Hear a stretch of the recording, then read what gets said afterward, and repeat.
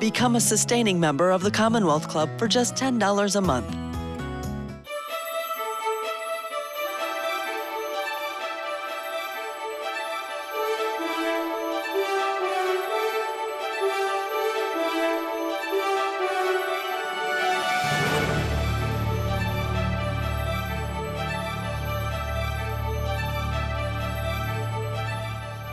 This evening, each of our chefs will speak for approximately 10 minutes, telling you their stories, and why they're here, why they do what they do, and what they see for the future.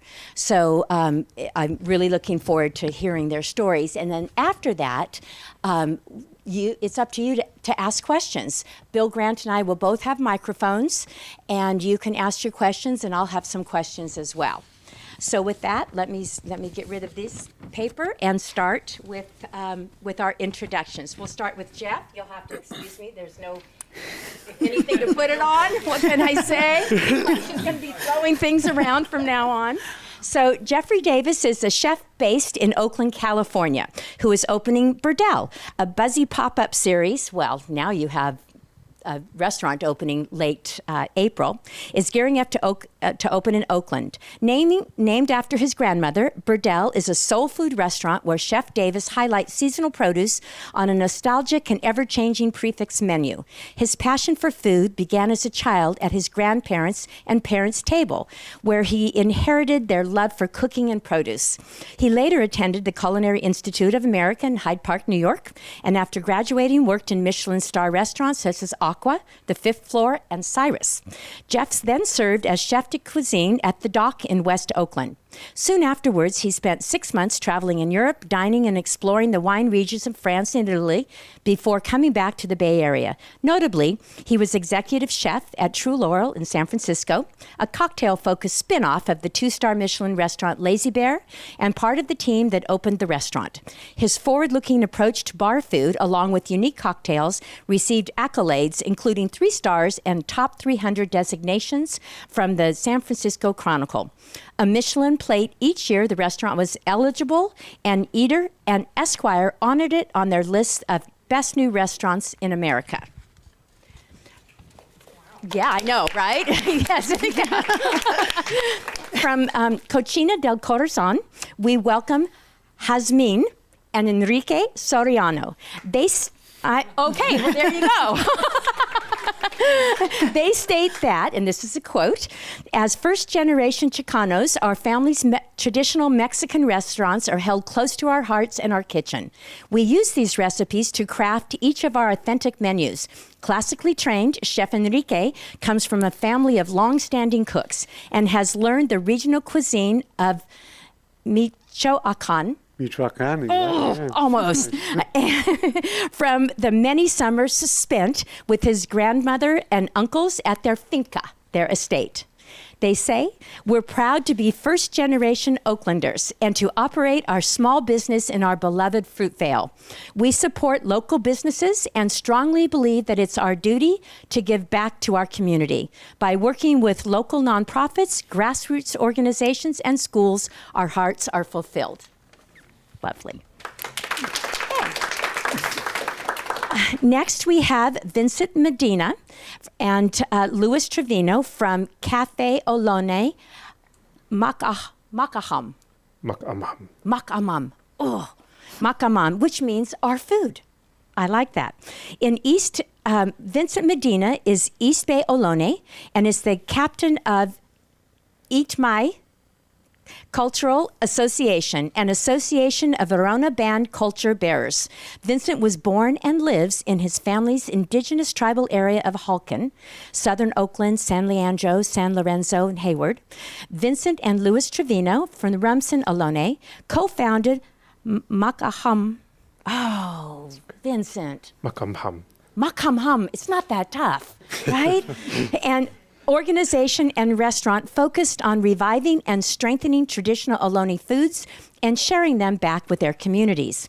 Louis Trevino is a leader in the Rumsen Ohlone community. He is focused primarily on the revitalization of the Rumsen language and traditional Ohlone foods.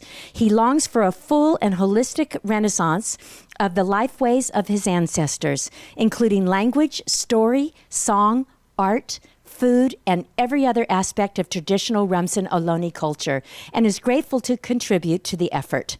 With his partner Vincent, Louis co-founded Makham. Why? Makham, which works to promote traditional Ohlone foods within their families, as well as to educate the public about Ohlone cuisine and identity. So welcome to all of you. Thanks for being here. Vincent, why don't you and Louis start and spend 10 minutes telling us your story.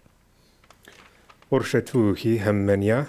Hello to you all in Chochenyo, the East Bay Ohlone language of our family.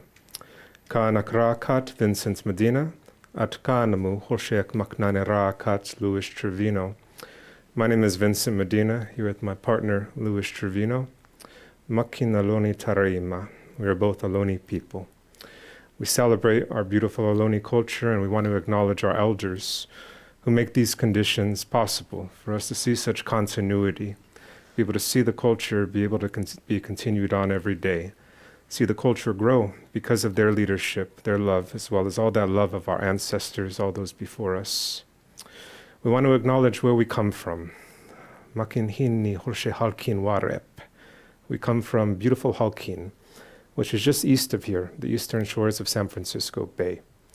It's an area that our family has always lived in, every generation of our family. We believe from those days of our creation on the peaks of Tuxtlac, Mount Diablo, to where we're at today in 2023, surely we will be in our home in the future as well. It's an area, beautiful area, along San Leandro, San Lorenzo Creeks, about 20 miles east of here, on the other side of the bay. It's an area that our family has always lived in, every generation. There's never been a generation of our family that's ever been away from that area. It's a testament to the love, the sacrifices, the determination, the continuity, the persistence of all those generations before us that have always kept us in our land and kept our culture strong. That's made possible by our heroes, our ancestors, our elders, the ones that we respect and always want to follow in their footsteps. Louis and myself were the co-founders of a cultural institution named Makamham, which in Chochenyo language means our food. And it's an institution that we founded in September of 2017 because we wanted to be able to see so much of the culture made accessible with our elders' leadership to everybody within our beautiful Ohlone community that we're connected with. To be able to see language grow stronger, land stewardship practices be able to be widespread in our community, be able to see traditional Ohlone foods be more accessible, to be able to see all those old traditions that our elders love so much, be able to be carried on into the future, again, with their leadership. They make it possible for us. So we created the Cultural Institution in order to be able to create regular programming in the form of weekly language classes, gathering trips, formal meals for our elders. We come together on a regular basis over beautiful Ohlone cuisine, as well as being able to have cooking classes for our community and to be able to navigate a very complex system in our homeland where we can have gathering rights and to be able to see land stewardship practices be renewed that have long been banned by the state of California. Also finding ways to see, again, within park districts that occupy so much of our beautiful homeland east of here, be able to have legal rights where we can gather, even though for such a long time those gathering rights were unfairly criminalized by the state and by counties. This work led to Cafe Ohlone being established in September of 2018. Cafe Ohlone is literally the only Ohlone restaurant in the entire world. And it's a place where our primary goal is to provide representation for our community. When Ohlone people come into the space, to be able to see ourselves seen, see our language reflected, be able to eat our traditional foods in the way that we eat them at home, be able to have those delicious foods like acorn soup, venison backstrap, chanterelle mushrooms, local mussels and clams, Olympia oysters, rosehip tea, elderberry, and elderflower. Be able to have those foods that are such luxury foods, be able to be eaten in the way that our elders prepare them for us, the ways that we've had them growing up, which again is such like something we're so fortunate, because the culture has always found a way to continue. Many times when we were children, the public thought that us Ohloni's were extinct. That was a misconception that was so unfair. The fact is that our family has always lived lives full of meaning, dignity, sophistication, and wealth. Look to the landscape of the Bay Area, and it's easy to see how the wealth of the landscape translates to cultural wealth. That wealth also has been stewarded by the hands of our ancestors for countless thousands of years, since the very start. Again, we believe that in our creation, that every bit of our culture, including us as people, is indigenous to the East Bay, originates from the East Bay. And the East Bay has shaped every bit of who we are, from our language, to our foods, to our aesthetics, to our values, to the way that we see the world, to our religion. To know that we've always been in a place also means as well that our people have long tended to that place. Tended to the place through a series of managed burns, taken out the overgrowth that today is leading to these wildfires that we're seeing across California that are increasingly more catastrophic each year. Those controlled burns, what they do is they enrich the soil with nutrients. They clear out that overgrowth. They allow interconnected plant communities to grow stronger. They open up meadow space for other life to thrive. They also remember interconnections of how all life is connected, whether it be plant life, whether it be animal life, human life, to microscopic life that we always can't see with our own eyes, to life that goes beyond that. We know that the system here in California works, this traditional system here in the Bay Area of tending to the land with respect and with dignity. It works so well that in our language, Chochenyo, we have no word for famine because there's always enough. Wow. We do have a word, Yowini, which means to have more than enough food. This land, our land east of here, is always provided for our people. And growing up, again, the public, though, didn't really understand those things in the way that we're taught about them at home. So we wanted to be able to create Cafe Ohlone with a secondary goal. Again, the primary goal is representation for our Ohlone people. The secondary goal is to teach the public, using our own voices, that our culture is alive, that us Ohloni's are alive, that we've always been in our home east of here, in the East Bay, and we always will be, that our culture is valuable and our culture is beautiful, and that because everything that we do is place-specific, that our culture, right there, we have answers that are there to very complex questions and very complex issues that collectively people are experiencing in these times that we're in today, in 2023. When we listen to our elders, we're able to make sure that their stories are uplifted, that the truth is uplifted of colonization, to make sure that people know that we've survived the missions. Our ancestors survived Mission San Jose, east of here, and Mission Dolores, where every aspect of our culture was attempted to be destroyed by the Spanish, but our ancestors found a way to keep the culture moving forward. Our people survived the genocide that occurred when the American government came in.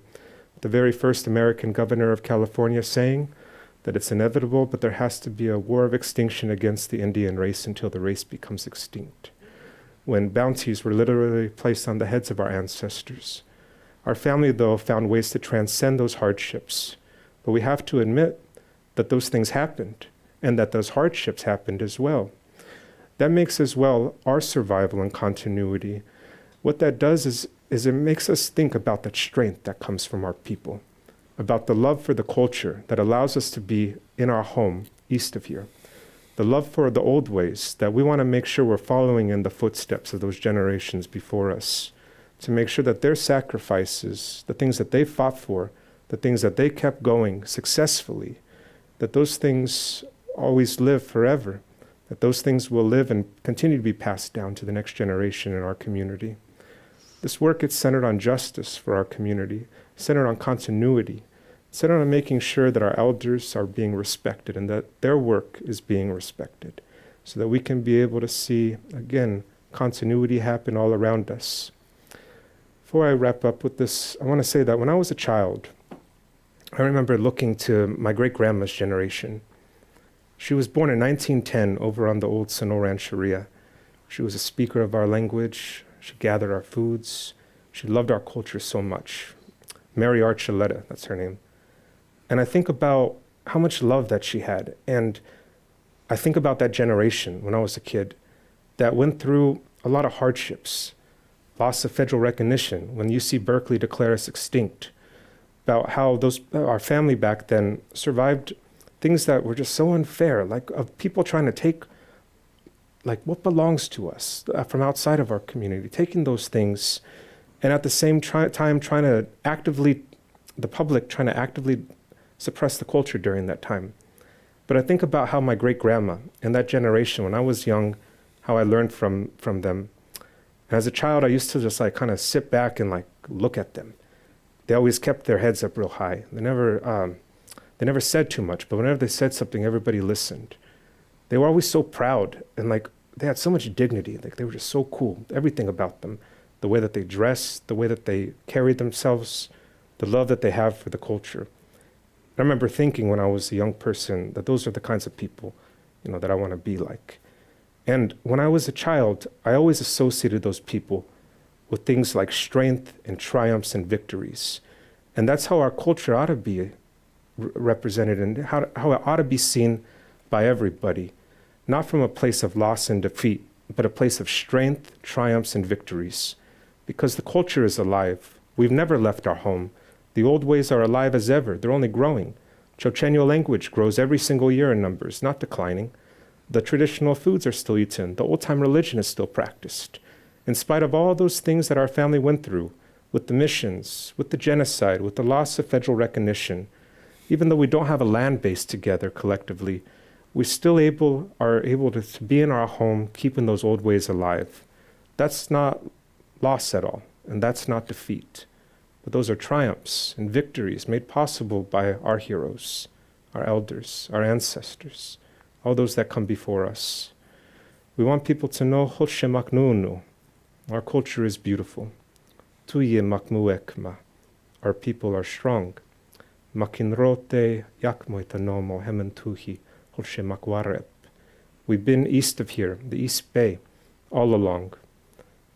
Netuhi, today, Hosi Uyakish, like yesterday, Hosi Hushish Tak Aiye, just like tomorrow also. We're proud to do this work, Louis and myself. It's an act of love for our culture. Cafe Aloni is an act of love for the culture. It's an act of love for all those old ways, wanting to make sure that they grow with our elders' leadership and our ancestors there guiding us along the way.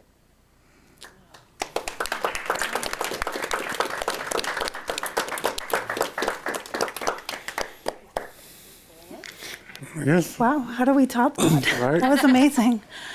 Do you want me to start? Yeah, go ahead. All right. Well, first off, thank you all for being here. There's so much gratitude in our hearts for being here and for sharing space with you all. We are Cocina del Corazón. We are a food justice enterprise dedicated to serving the East Oakland community. Through our prepared healthy meals that are culturally relevant and our hands-on cooking and culinary classes. We started before the pandemic as a sustainable catering company. So at the beginning of our business, we wanted to set a standard for food and for operating a catering company. We early on understood that catering can be a very wasteful industry. And we, from the beginning, wanted to be not wasteful. We wanted to operate sustainably and in a green manner. And we were able to successfully feed a lot of corporate parties and celebrations and weddings. And even with those events, our main focus was to provide sliding scale catering. So we were able to do both really fancy, awesome parties in the Oakland Hills. And then we would take proceeds from these events to do sliding scale communities. So anytime it was a school, it was a church, it was a nonprofit, we would make it happen. So it would be a shoestring budget, and we knew the budget doesn't matter. If it's for the community will eat. And we were able to use beautiful organic produce from Mandela Partners. We were able to source everything hyper local, and we felt great being able to provide beautiful, authentic Mexican cuisine. And we really elevated the cuisine and provided upskill services. And when the pandemic happened, as with many of our lives, it completely, the domino effect went and just did its thing, right? And we found ourselves quickly learning that a catering company that does large events and celebrations during a pandemic was not going to be a business for too long. And although it seemed at that moment like a tragedy, right? Like we can no longer operate our business, we really took it as a huge gift for our business, because we were able to take that moment and say, how can we realign our work, and how do we now center it around the mission to feed our community during the time of collective hardship, right? Like the pandemic brought so much extra hardship to our own neighbors in East Oakland, and it didn't take but driving down the street to see the effects that it was having, and the negative effects it had when it came to food and food accessibility in the East Oakland community. So we really took that as an anchor to say, okay, we have the gift of food and sourcing organic, delicious meals. How do we use that in a way that will make a greater impact within our community, and use food as medicine as a way that our community can get through this very, tough time, which was the pandemic. So we really made an effort to rethink the way we did business and continue to do what we love the most, which was our community meals. And we're very lucky to work in partnership with Mandela Partners, who are an amazing organization in Oakland. And we were able to do exactly what we love, which is create beautiful meals, feed the community, and do it in a way that actually uplifted the East Oakland community that we reside in. And we were able to do beautiful, culturally relevant, healthy, organic meals that were dignified for our community. And we were able to do that with the support of the Unity Council, Mandela Partners, our partners in Food Chef, being able to take surplus goods of food and turn it into delicious, nutritious meals. So that was how we started. But I know Enrique, who, full disclosure, I am not the chef. I only make things look pretty. Enrique is the chef, and he really is the driving force behind all of the delicious meals that we create. Well, thank you. You do much more than make things look pretty, for sure. It's just a lot of the brain works behind making the proper connections and meeting the proper people, and do a lot of hard work. And she mentioned that we did start off as a catering company, and with the pandemic, we had to pivot to making community meals. And with that, I found that I was at my best when it came to cooking. I was able to express myself and to feed folks who I felt really deserved and needed the food, really get the food, because I came from working in high-end type restaurants, and you notice that a lot of the folks who come and eat these organic foods and people who just need it the most don't have access to it. We made it such a high-priced commodity that folks just can't get healthy, and we all know that food is medicine, And we decided to keep going with this mission. Once the pandemic was over, once World Central Kitchen closed their doors, we decided to find different contracts and work with different organizations to keep the mission alive of not just feeding the community, because we did notice that the community was not eating as healthy as they should.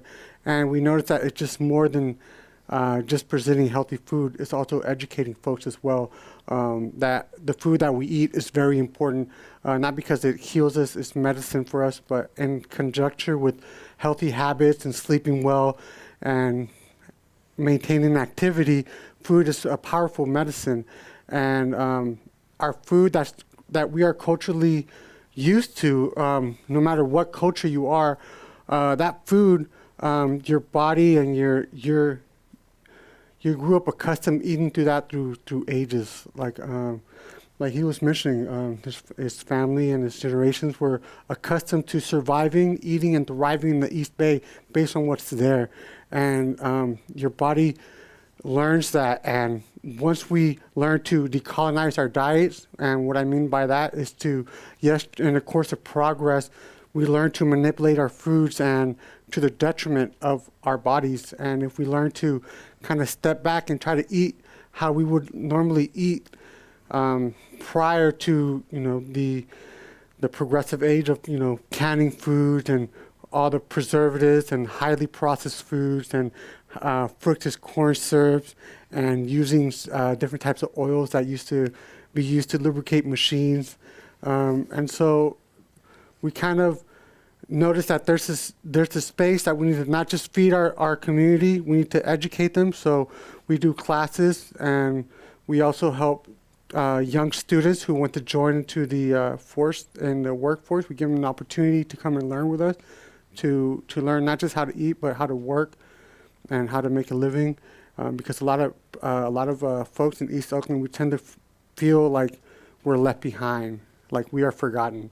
And we do this work out of love as well, but we do it because we've noticed that as entrepreneurs, we have a bigger chance of making change by who we choose to work with, who we choose to partner with, and who we choose to feed. And for us, it's very important to teach people the importance of eating healthy and the importance of trying to make a change for your community, because it's all about community at the end of the day. Food has left the stage of what it used to be, an act of celebration, an act of sustenance, an act of love, and it has now become an act of some type of duty that you have to do just to keep alive. We have become so disconnected of where our food comes from, how what it takes for it to come to where it is. We've become so accustomed to manipulating our food that we forgot the importance of food and how to eat food healthily and how to thrive. Mm-hmm. Yeah. One more thing I wanted to add. During the pandemic, when we say we were feeding our community, we were very mindful of who the communities were. We were feeding single parents, single mothers, at-risk youth. We were feeding our senior citizens. We were feeding the unhoused and unsheltered. So we wanted to make an impact at that micro level, because if you look at the large scale of the issues, right? Even within Oakland, if you see all of Oakland, it can be so overwhelming. But we knew that if we could just set a stake in East Oakland, where we're from, where we walk the streets, and create the change from within this area and spread out, the goal was to create that domino effect within our own community. And when we created these meals, the cultural relevance was so important, because even if someone is hungry, you can hand someone just boiled carrots and some white steamed rice and a piece of meat, and even if they're hungry, they might not eat it, and rightfully so, right? We really understood that people love to eat. It's like a little hug for them if it's familiar, if it's something that they're used to, if it's something that reminds them of something their grandma used to make. And for us, keeping that relevancy of the meals that we were creating and making them dignified was really our priority. So I just have one point, and we've talked a lot about feeding people, which obviously you two have done a lot of that. But what about where you're from? What about the region in Mexico? Yeah. Do you focus on? You've talked generalities, but what about the Mexican cuisine that you grew up with? Is that primarily what you We serve, yes. We tend to serve a lot of guisados. And so I take a lot of what I learned from my family, mostly my aunties, my mother, my grandmother, and we take these recipes and we mix it with the California cuisine, farm to table, fresh, organic food, and we like to integrate a lot more vegetables to our guisados. And I think for us, especially when we serve the Latino community, it's very different to present dishes that we're not totally too accustomed to seeing. Right. Like we see a lot of tacos and burritos, but we know that there's a lot more food out there that creates a lot more healthier sustenance. And for us, it's very important to bring these dishes out and present them in a much more healthier way and much more lighter way, because unfortunately, our cuisines, we get kind of demonized as unhealthy, or it's Well, not so. originally, though. I mean, your original cuisine wasn't like that at all. We're UNESCO World Heritage cuisine now. Yeah, so. there you go. Yeah. So and it's very important for us to. A lot of the ingredients that are in Mexico thrive a lot here as well, which are chiles, squash, Right. tomatoes, cilantro, onions, garlic, and it all thrives here. And so we're so close, and the history is so linked as well, because there were a lot of Mexico-Californians here as well, and we haven't been here as long, but a lot of the food is culture, and a lot of the food is history. You can tell our history through our food.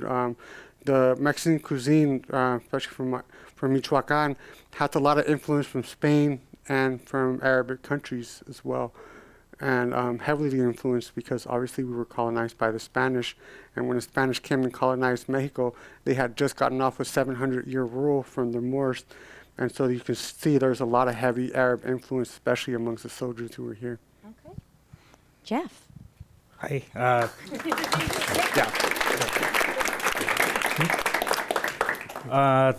want to thank everyone for coming. It's really exciting to be here and talk a little bit about some of my background in food. Burdell is named after my grandmother. It's really about honoring not only grandmothers, but just like the people that came before us and the foods that they ate, and trying to do it in a just a little bit more modern way, and modern in a sense of like looking back.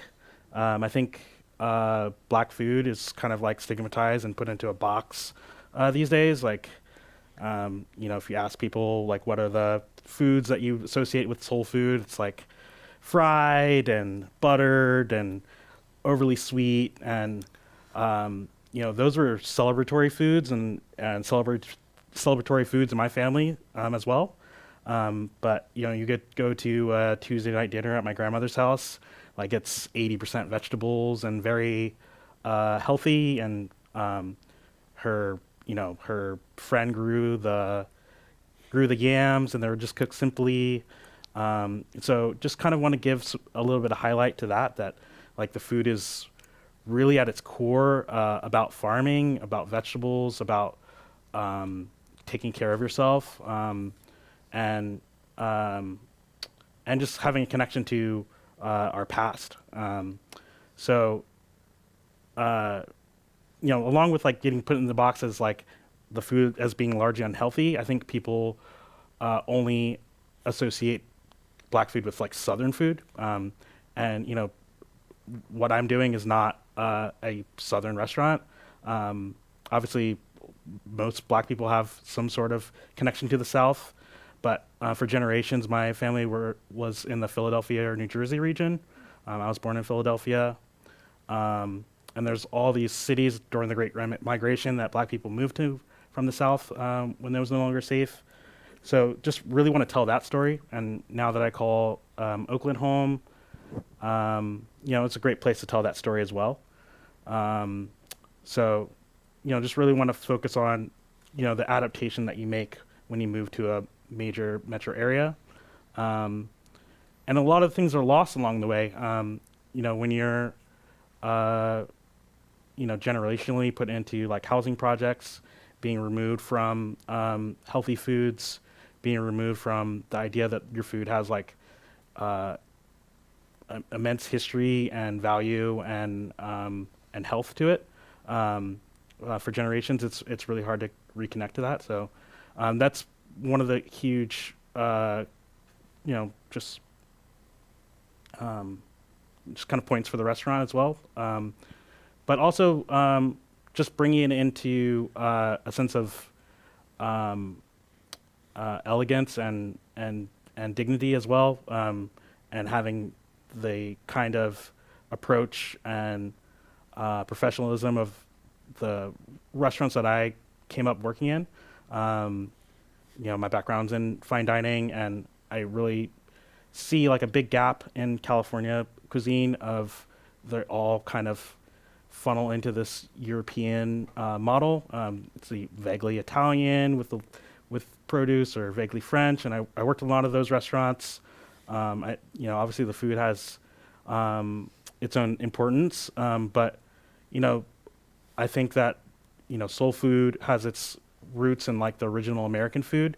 So I think if we're going to tell that story as Californians, that pointing towards American food just really speaks to me, and I think it speaks to a lot of people, and just like the general sense of like shared nostalgia. Everyone has a memory of going to their grandparents, their elders' house, or something along that line, and just like that warmth of like having a food that your grandmother's cooking, but their grandparent cooked for them, and you pass down that knowledge and continue carrying on those traditions, but adapt them to what you can get around you. So maybe you don't have a patch of mustard greens in the back of your house, but we have kale. I'm able to source really awesome broccoli leaves from Dirty Girl Farms, and just like adapting with like these awesome produce and growers and producers around us. Here in California, we're so blessed to have really awesome producers, growers, farmers, ranchers around us. So being able to tell that story through that lens of the access to those awesome things that are around us. So,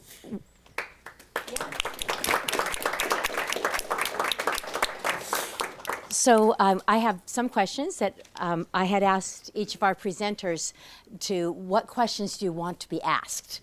And so I'm going to be asking some of those questions, and then we're going to be opening it up for you to ask questions as well. And then I don't know about all of you, but I will be visiting all of their restaurants. That's for sure. And Jeff's in end of spring, his new restaurant. So the significance and history of soul food. Just curious, as you were talking about your grandparents and living in Philadelphia, how far back can you trace your roots?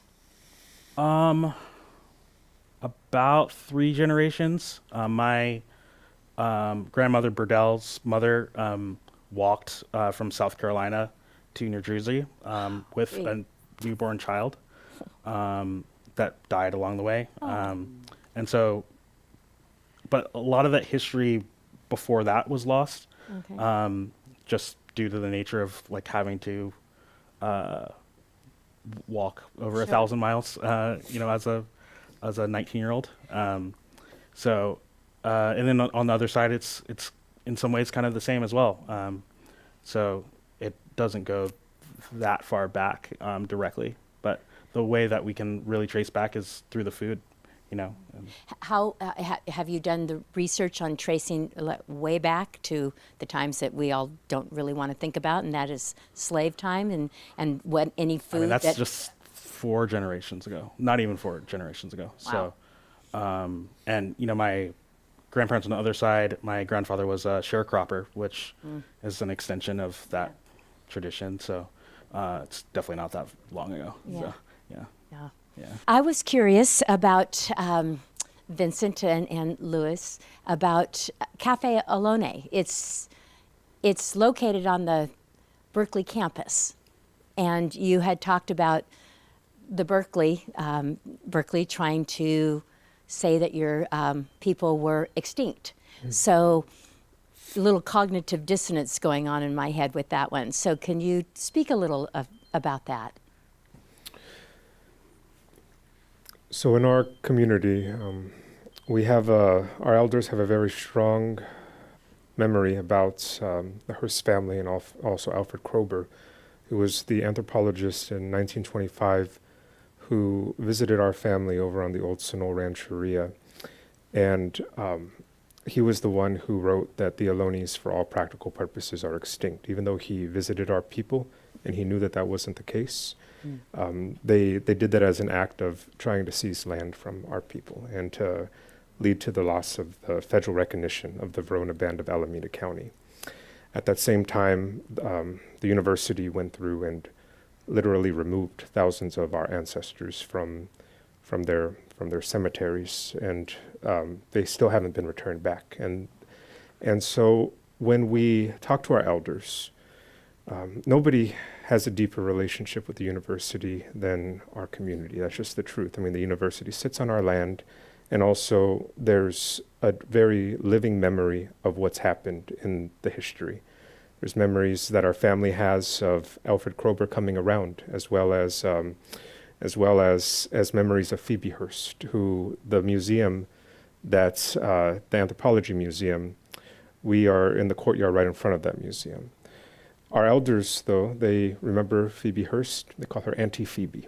She was somebody who, contrary to what many people might assume outside of our community, actually had a very positive relationship with the elders, our great-grandparents' generation. And during a time of extreme racism, she even employed a lot of our family during that time. And so there was a positive relationship with her, but not so much her son. It was the opposite with her son. Mm-hmm. And after she passed away, then there was a lot of hardship that came with her son, William Randolph Hearst. So to think about what's happened in an honest way that's specific to our culture, our identity, and to know that that university sits in our homeland, to be able to have a space that's there, we can tell these truths in an honest way over beautiful Ohlone culture, beautiful Ohlone cuisine, telling it with our own voices. In a place of higher education, as UC Berkeley is, we have every right to be in that space, to be able to tell these truths so that those things are never forgotten about. Also, to be able to teach about how the culture continued on, so that people know, despite that egregious lie that Alfred Kroeber said about our people being extinct, that was never true, that the family kept continuing on. Of course, it caused hardship with the loss of the federal recognition, because that land that our great-grandparents were born on was taken from our people. But we never left the East Bay, and the family kept continuing on, kept continuing the culture on, directly where we've always been, right there. That's an act of strength and love, and again, triumph right there. And we want people to know that, so that we can be able to teach them that this happened in the past, but that we survived that we're in our home today. That's where we'll always be. When people know those things, they can't unknow them. Right. And so being in that space right there is an act to our strength right there in that space, an act to the love that our people have for our land and our culture. It certainly is. Yeah. So, Enrique, going back to the food of your ancestors, yes, and without how what do you think for the people that you serve? What do you think the importance is to your community of the culturally relevant food that you serve? I think the most important thing about serving our community culturally relevant food, obviously, is that it's food that they understand and that they can eat without, what we really notice is that during these programs with like World Central Kitchen, we would notice sometimes other companies would deliver food, and it would be really almost blind and ignorant to who they were serving. And we would notice a lot of times folks wouldn't eat it because either they don't know, understand it, or they just quite frankly didn't like it. And we figured that that's very important for folks to receive food that they know and understand so they can actually consume it and actually like to eat it. And a lot of times when food seems too foreign, we're a little too scared to go in and eat. It's just it's a true fact. And a lot of times when people are receiving free food, if we're not serving the community, it almost feels like more of an afterthought and more of something that's kind of hastily done and not really done as an act of love and an act of feeding. It's more of a duty. And so what we started to do was we noticed exactly not just the communities that we were delivering to, but we would always talk with the different folks and see what the feedback was. And so if it was an older, if, for example, we were delivering to the senior citizens, they would say, hey, you know what, they couldn't really chew all this that very well. And so, if you're making it too spicy, you got to tone down on it. So we definitely, we change our recipes a little bit and we cook based on who we serve. And it's very important to serve people culturally relevant meals because it's something that they are very used to, something that they will readily eat.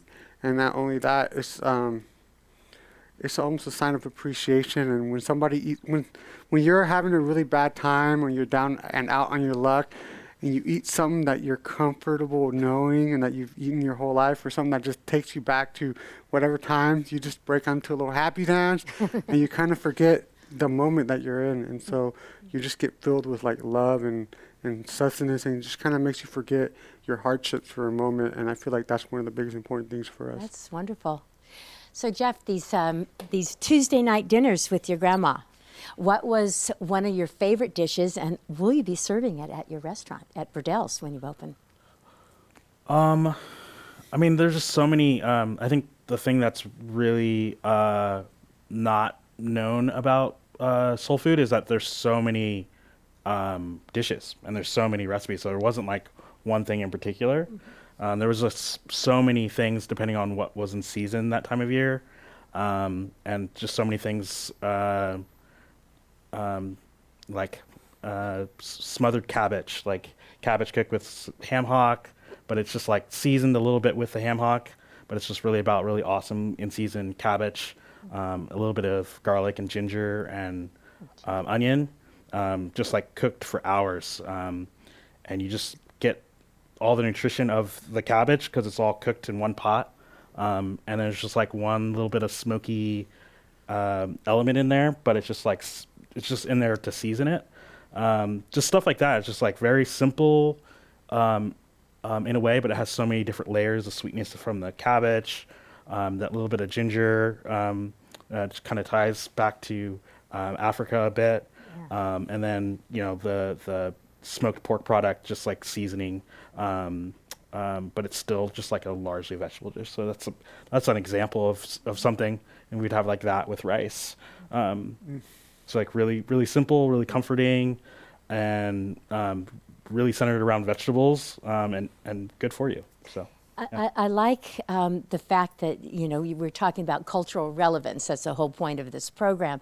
And how Enrique was just saying, just the smell of it and, the familiar food that your grandmother made or and there's something about that just is comforting. And makes you feel good, even momentarily. So I think, and then I'm promising I'm going to stop asking questions and let you guys ask some questions. But just also the education part. You've all talked about educating others, and that it is to when they're at Cafe Alones or Cucina del Corazon, or Burdel's soon, there's the culture component. We're there to learn. What is the organization? The Peace Plate. If we all had dinner together, then there wouldn't be war. Right? If you break bread with people or whatever you're breaking with people. So I think it's a real important aspect of what you're all doing, getting it out to your own people, culturally relevant food to your culture, but bringing us all into it so we can all learn the history and why you're doing what you do. So who has questions? We have 2 microphones. Bill Grant has one over there. Okay, I'll start here, and then Bill, you be next. I had a question for Vincent. You mentioned that you source all your material like locally, and it's based on foods from the Bay Area. How do you overcome the obstacle of the fact that the Bay Area has been industrialized, and so a lot of those, whether it's the wetlands or the waters or the general area, that those food sources don't really exist in as abundance now? So just a few generations back, even going into the 1950s, my grandfather tells stories about fishing over in Alameda Creek, about the elders telling about gathering foods in abundance, gathering acorn for multiple years and storing them in granaries, which is our staple. And those foods were always tended to, so they were always replenishing themselves. Now, when the controlled burns were banned, there was an impact on how those foods could be able to be reinvigorated, because those California's meant to be tended to. The central California, this part of California, fire is a way of producing food and clearing out that overgrowth, as I mentioned earlier. Now, without that fire, without being able to have human hands directly tending to the spaces, as well as constant short-term development that happens, gentrification that happens, of course that's going to have an impact on how we can gather traditional foods. But the Bay Area, it's an incredible place for so many reasons, but one thing I think about a lot is just how resilient that the land is. And if you're in the flatlands, of course there's going to be urbanity all around. You go up into the hills, and those traditional foods are still growing up there in large amounts. But we don't encourage the public to go out there and gather, because they are still scarce, and they all still need to be respected in the way of letting them be able to do their own thing and to keep being able to replenish themselves. So, we'll source, for an example, at Cafe Aloni, we'll source teas that we gather locally, or we'll source foods that, for our community and family meals, that we gather directly in super culturally specific areas that our grandparents, great-grandparents, aunties, that they'll all gather in. We also want to be mindful that the land needs to have space to be able to restore itself. And what that means is, for an example, our family, we all have community gardens in our backyards where we grow our redwood sorrel, our watercresses, where we grow our chia. That's their California chia growing in tarweed and red made.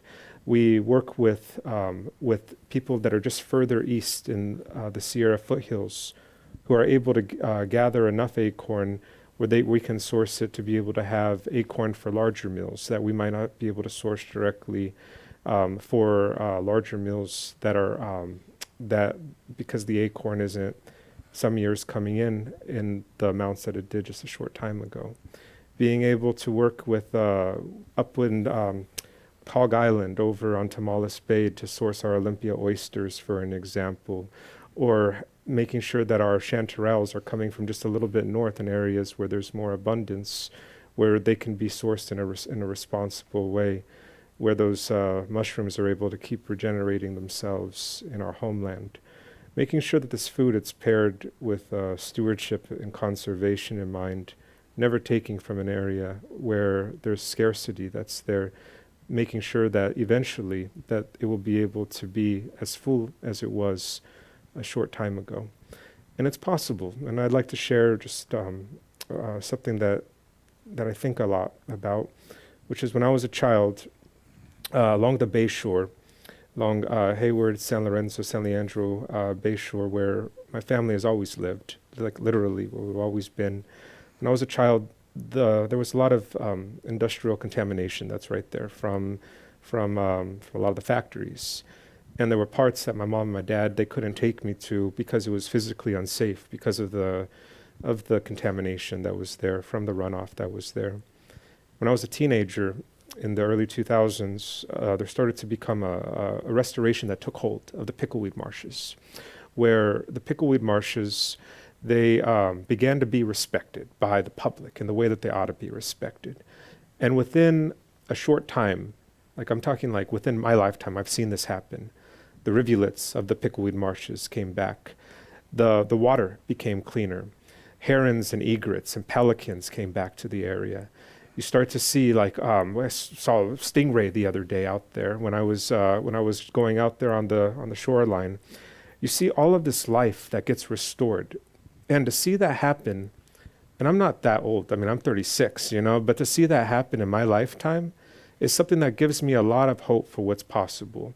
We talk a lot about how things are with the environment. There's all this harm that happens, and of course that there is, when it's done with short-term growth and it's done without thinking about interconnections, and it's done without respect for the land, as often the public doesn't have respect for. But when we can be able to see a space be restored, it shows what's possible and how that can be able to propel other restorations to take hold. So we're in a place where we think about healing, and we think about how places can be able to be restored back to how they ought to be treated. And right now we're seeing this happen, and in our lifetime, we're going to work to be able to see more of that happen, so that our traditional foods in our land can be gathered again with that abundance as they ought to be, but still acknowledging that there's still abundance all around us in our beautiful homeland. I think there's a question over there, and then I'll come back to you in just a moment. Any questions over on that side?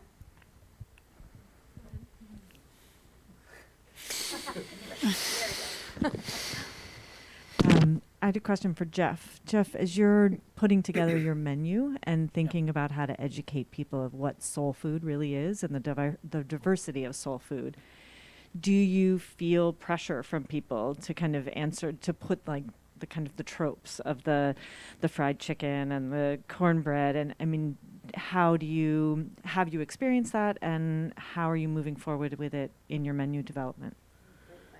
That's a really good question. And yes, I think like, go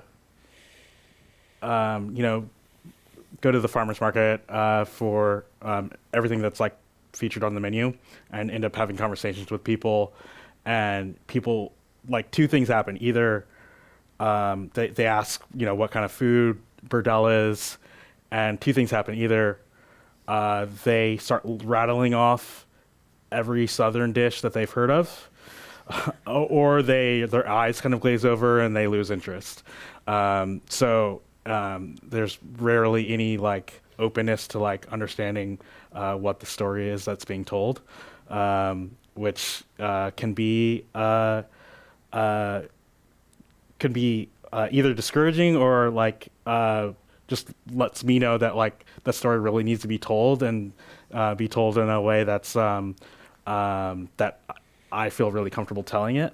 And so I really want to be able to serve stuff that's like really seasonal, really driven by what's available at the markets, and just have the same approach that my grandmother would have in her kitchen when preparing them, but not get so caught up in dishes that people necessarily know, or that they is the most baseline association with the food. I've like very recently like wrestled with the idea of like never serving fried chicken, and we may not. Just like, it's really frustrating to get put in a box, and people just like, it's one of the only cuisines where people just like, they hear it and they automatically think that they know what the food is. And I think as Americans, we don't really understand the regionality of our food and how it varies state to state, especially within different communities, especially communities that are not our own. And so it's really discouraging when people like think soul food is Southern food, first of all, and then think that they know what that is, and just like want to encourage that openness and just the idea that like the food is not stagnant. It's continuing to evolve. There isn't just the looking back and recreating. We should be like using these same tenets and ethos and cooking styles to like cook new things and infuse ingredients from the Bay Area, which we have so many of, into the food. So recently there's a fermentation producer called Sheer Cultures, and we collaborated on making a boiled peanut miso.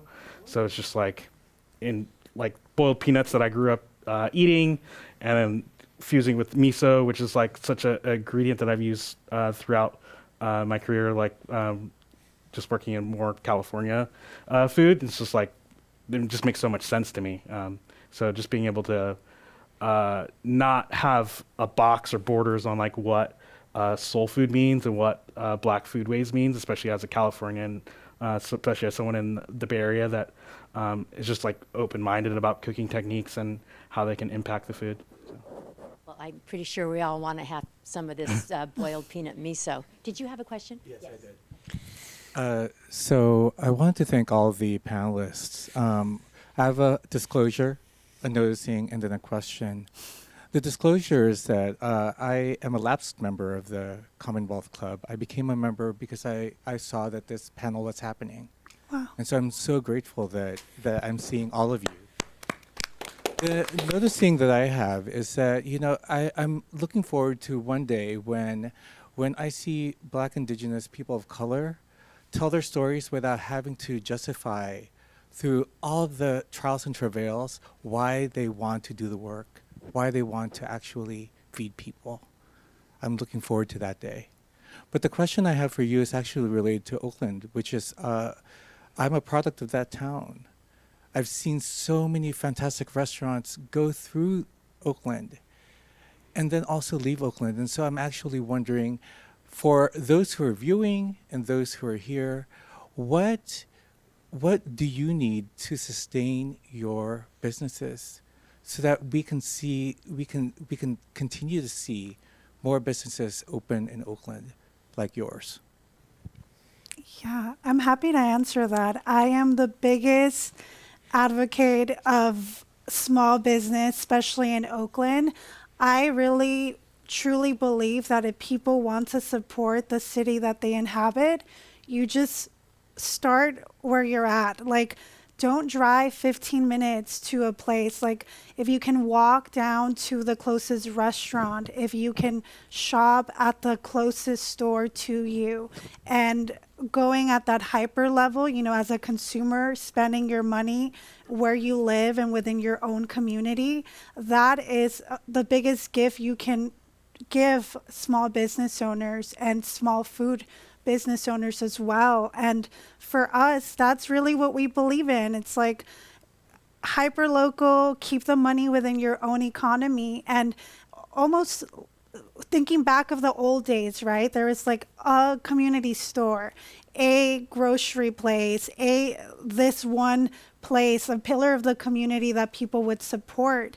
And, we believe that if one community decides to really support that small business or that restaurant there, it could be a thriving place for people. So just as a consumer, just shop local, spend your money in your own community, and that alone will create a big difference and will allow us to stay in our towns and to make a difference there. Okay, this is the last question. We're almost out of time. Here you go. Thank you. Wow, this is definitely excited to be here, and I love that question. Thank you so much for asking that. So, in right along with that, one of the things that I appreciate is cultural relevant food. But one of the things that I honor is the stories that are attached to that food, right? So my question is, what plans are you making to not only to maintain those stories, but tell the legacy of all of those who have came before you? How is that recorded in history? Well, I can kind of answer that really as brief as I can. Each answer, you've each got like 10 seconds to. All right, no problem. Well, No I think pressure. that food and history are very closely tied together. As I mentioned, in Mexico we have our cuisine has been fused with Spanish, with Moors, especially with our indigenous cuisine. And as we progress in life, we add certain ingredients to our cuisine that shows our history as we move along. Like, for example, the addition of Coca-Cola to our carnitas and stuff. So that's how our history gets recorded in our cuisine. But I'll pass it off. Oh, I feel comfortable. I think I already answered that. Okay, there you go. What do you think? Did you get the answer you were looking for? Okay, well, then there we go. Look at that. It's on 0 now. Good timing. Well, first of all, I think a big round of applause for all of our amazing speakers. Yeah, and back to keeping the businesses afloat. I think we're all going to be going to all of your restaurants, right? And getting the word out. And of course, this program will you'll be able to share it. It'll be on the website, the Commonwealth Club website in just 2 or 3 days, so you can share it with everyone that you know.